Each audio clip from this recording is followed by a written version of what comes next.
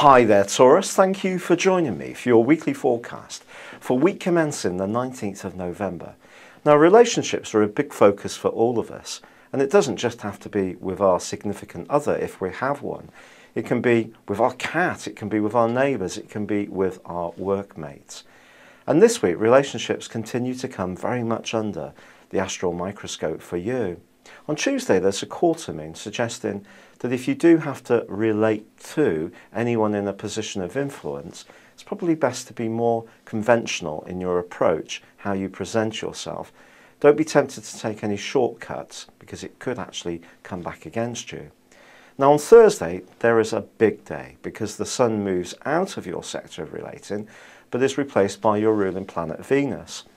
Now the Sun's going to move into the deeper, more passionate part of your scope known as the 8th solar house. Now at a more practical level, this is about money or long-term finances. At a more emotional level, it can be a time of ends and beginnings, and also a time when we can be more compulsive in what we do. But with Venus moving on the same day, replacing the Sun in your sector of relating, this can be a time for you to think very carefully about what you want from relationships and what you've learnt over the last 4 weeks as the Sun has made its way through this part of your horoscope. The complication is that Venus goes alongside Saturn, and this can make you think very, very seriously, but also more somberly about your approach, about the type of person that you feel would be right for you. So if you're in a tie that's got faults, it's much more likely for you to see them much more magnified, to think that they're worse than you would ordinarily. And this could, if a tie is really weak, even be a significator for bringing it to a complete end. Particularly as the Sun, as it moves into this area, is not just about ends and beginnings. Mars is also connecting with Pluto in a very escapist, more adventurous part of your scope.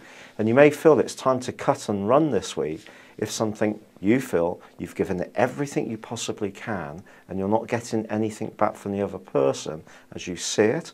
And with Mercury twisting backwards in this area too, it would be easy to jump to the conclusion that things are really quite grim. But try to hold firm, because Venus actually forges a fantastic link with Mars towards this end of this week, and in turn with Pluto. So you might start to see your relationships by the end of this week much more brightly than just a few days before. So it's not a time to make snap decisions. And as Mercury ends its backward journey on Sunday, as we enter next week, the 26th, I think things will be much clearer for you about what you need to do. It's been a pleasure being with you. Thank you for joining me. Good luck and goodbye for now.